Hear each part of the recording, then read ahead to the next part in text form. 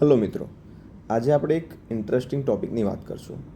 માર્કેટમાં લોકો બે ટાઈપની ટ્રેડિંગ કરે છે અને 95% લોકો જે ટ્રેડિંગ કરે છે એ પ્રોફિટેબલ કેમ નથી એની વાત બી કરશું આપણે. તો 95% લોકો જે ટ્રેડિંગ કરે છે એ કરે છે ડિસ્ક્રિશનરી ટ્રેડિંગ, જેના અંદર એ લોકો ખુદથી જજમેન્ટ લે છે ન્યૂઝ જોઈને કે મેન્યુઅલી પોતાની રીતે કે અંદાજો લગાવીને કે રેન્ડમ રીતે. કોઈ બી એક સેટઅપ જોયો છે તો એને કશું ટેસ્ટ નથી કર્યું, કંઈ બી નહીં, અને એના ઉપરથી બાય અને સેલ કરે છે અને રોજ ટ્રેડિંગ કરે છે. એમાં આવે તો મજા કે આજે ઉપર જતું હતું તો કોલ લઈ લીધો તો આજે 2000નું પ્રોફિટ થઈ ગયું, નીચે માટે લીધું તો આજે પુટમાં સારું એવું પ્રોફિટ થઈ ગયું. બટ એ પ્રોફિટ થોડા ટાઈમ પછી જતું રહેશે અને કેપિટલ બી ઉડી જાય છે. આ 95% લોકોની સ્ટોરી છે. અને બીજી ટાઈપની ટ્રેડિંગ છે, એનું નામ છે સિસ્ટમેટિક ટ્રેડિંગ. એના અંદર શું હોય કે દરેક વસ્તુ ફિક્સ હોય. માની લો કે તમે એક સિસ્ટમ બનાવી છે, તો એ સિસ્ટમ કહેશે કે ટ્રેડ બન્યો છે કે નથી બન્યો. અગર ટ્રેડ બન્યો છે તો એના અંદર બે જ વસ્તુ હોય, પછી કાં તો ટાર્ગેટ આવશે કાં તો એસએલ આવશે. અગર એસએલ આવશે તો કેટલા પોઈન્ટનો આવશે એ ફિક્સ છે. અગર ટીપી આવશે તો એ બી ફિક્સ છે કે કેટલું આવશે. માની લો કે એસએલ છે 25 પોઈન્ટનો, તો કાં તો 25 પોઈન્ટનો એસએલ આવશે કાં તો 50 પોઈન્ટનો ટાર્ગેટ આવશે. અને આની આ સિસ્ટમ રિપીટ થશે. એક એક્ઝામ્પલ લઈ લઈએ આપણે સિસ્ટમેટિક ટ્રેડિંગનું. માર્કેટ ઓપન થાય છે માની લો, અને ફર્સ્ટ 30 મિનિટની કેન્ડલ બને છે. આપણે એનો હાઈ અને લો માર્ક કરી નાખ્યો. હવે આપણે ડિસાઇડ કર્યું છે સિસ્ટમ એવી છે કે અગર 30 મિનિટનો હાઈ બ્રેક ઉપરની સાઈડ થશે, બ્રેકઆઉટ આપશે ઉપરની સાઈડ, તો આપણે 25 પોઈન્ટનો એસએલ રાખીશું, એક લોટથી ટ્રેડ કરીશું અને મિનિમમ 50 પોઈન્ટનો ટાર્ગેટ રાખશું. મતલબ કે 1:2. સેમ વસ્તુ નીચે સાઈડ કે અગર માર્કેટ નીચે બ્રેકડાઉન આપે છે તો 25 પોઈન્ટનો એસએલ પી લેશું, 25 પોઈન્ટનો એસએલ અને 50 પોઈન્ટનો ટાર્ગેટ, અને એક જ ટ્રેડ કરશું દિવસમાં. તો આ થઈ ગઈ સિસ્ટમ.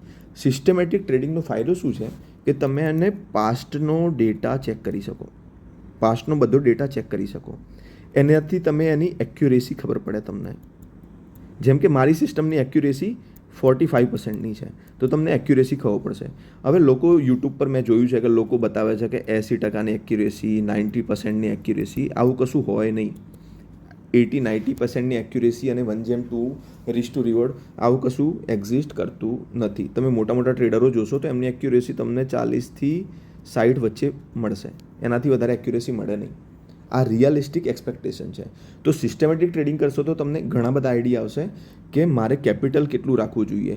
એક્યુરેસી અગર 45%ની છે તો મારા કન્ટિન્યુ 8થી 12 એસએલ કન્ટિન્યુ જઈ શકે. તો તમે એનાથી કેપિટલ કેટલું રાખવું છે એક લોટ કરવા માટે એનો અંદાજો આવશે. આ બધી વસ્તુ સિસ્ટમેટિક ટ્રેડિંગમાં થઈ શકે.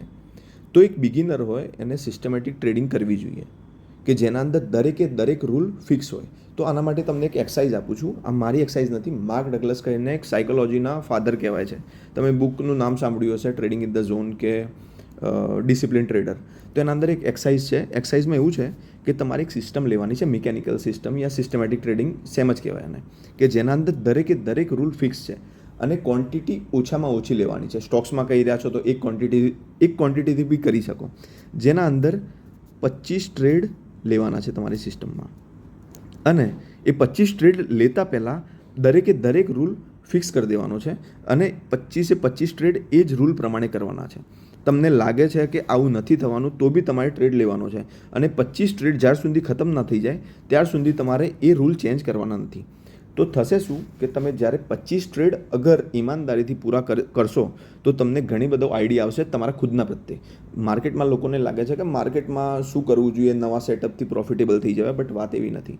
તમારે ખુદની ઓળખ થવી જરૂરી છે કે તમારા અંદરના ફ્લોઝ શું છે. મતલબ કે તમે ઇમોશનલ ટ્રેડિંગ કરો છો, એસએલએ કટ નથી કરતા, ટાર્ગેટ લેવાની જગ્યાએ થોડી વારમાં જલ્દી નીકળી જાઓ છો. આ બધી વસ્તુ પ્રોબ્લેમ છે તમે જ્યારે રેન્ડમ ટ્રેડિંગ કરો છો. તમારા પાસે સિસ્ટમેટિક ટ્રેડિંગનો એક અપ્રોચ હશે કાં તો એક સેટઅપ હશે, અને એને એટલીસ્ટ તમે 1 મહિનો કે 25 ટ્રેડ ફોલો કરશો તો તમને તમારા અંદરની ભૂલો ખબર પડશે કે હું ઇમોશનલ ટ્રેડિંગ કરું છું, કાં તો એસએલ નથી આપતો, કાં તો પછી પૂરેપૂરું ટાર્ગેટ નથી લેતો. તો હવે જ્યારે બી ટ્રેડિંગ કરવા જાઓ ને ત્યારે પોતાની જાતને પૂછો પહેલાં તો કે તમારી સિસ્ટમ બનેલી છે કે તમે રેન્ડમ ટ્રેડિંગ કરો છો? પહેલી વસ્તુ એ. બીજી વસ્તુ એ કે અગર તમે સિસ્ટમેટિક ટ્રેડિંગ કરો છો તો એના તમે રૂલ ફોલો કરો છો કે નથી કરતા, કાં તો પછી રૂલ બી બનાવેલા છે કે નથી બનાવેલા. અને રૂલ બનાવેલા છે તો એ સારા રૂલ છે, મતલબ કે સિસ્ટમેટિક વેમાં રૂલ છે કે નહીં. ઘણા લોકો શું રૂલ બનાવે છે કે ઘણા લોકો યુટ્યુબ પર મેં જોયું છે કે યુટ્યુબ પર કોઈ બી સેટઅપ બતાવ્યો તો એના બતાવી દીધું કે માર્કેટ આટલા સુધી જતું રહ્યું અને આટલા પોઈન્ટ મળી જતા. બટ એવું ના હોય ને, આપણને જ્યારે ટ્રેડ કરી રહ્યા છે ત્યારે નથી ખબર ને આટલું બધું ઉપર જશે માર્કેટ. તો પ્રોફિટ લેવાનું બી એક ટાર્ગેટ હોવું જોઈએ કે આટલું પ્રોફિટ જ લઈશું. પ્રોફિટને બી કેપ કરેલું હોવું જોઈએ. એમ એસએલ બી કેપ હોવો જોઈએ. અને એન્ટ્રી સિવાય તમે બેસી રહ્યા છો. માર્કેટમાં શું છે કે જ્યારે તમે માર્કેટમાં સ્ક્રીન ખોલીને આવી ગયા તો એનો મતલબ એવો નહીં કે ટ્રેડ લેવો જરૂરી છે. તમારી સિસ્ટમ બનેલી છે કે નથી બનેલી ત્યારે તમે ટ્રેડ લઈ રહ્યા છો. આવું કરવાથી શું થશે, તમને સ્ટ્રક્ચર્ડ વેમાં રિઝલ્ટ મળશે અને તમને એકચ્યુઅલમાં આઈડિયા આવશે, ડેટા મળશે કે આ જે સિસ્ટમ હું ફોલો કરી રહ્યો છું એ એકચ્યુઅલીમાં પ્રોફિટેબલ છે કે નહીં.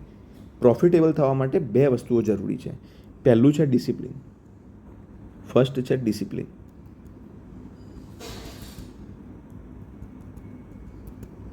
અને બીજી વસ્તુ છે પ્રોફિટેબલ સેટઅપ.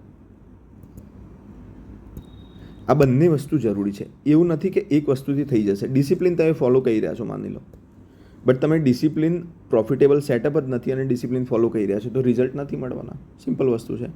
પ્રોફિટેબલ સેટઅપ તમે ફોલો કરો છો, જેના અંદર બધી વસ્તુ સરસ છે, બટ એનું ડિસિપ્લિન જ નથી અને ફોલો કરવાનું તો બી રિઝલ્ટ નથી મળવાનો. આ બંને વસ્તુ તમે જ્યાર સુધી નહીં કરો ત્યાર સુધી પ્રોફિટેબલ નહીં થઈ શકો. આ વિડીયો પર 100થી વધારે લાઇક આવશે તો હું તમને આગળ એક સિસ્ટમેટિક પ્રોફિટેબલ સેટઅપ આપીશ જેના એક્યુરેસી 40% ઉપર રહેશે અને પ્રોફિટેબલ છે કે એટલું કરો તમે તો એટલીસ્ટ પ્રોફિટેબિલિટી આવી શકે.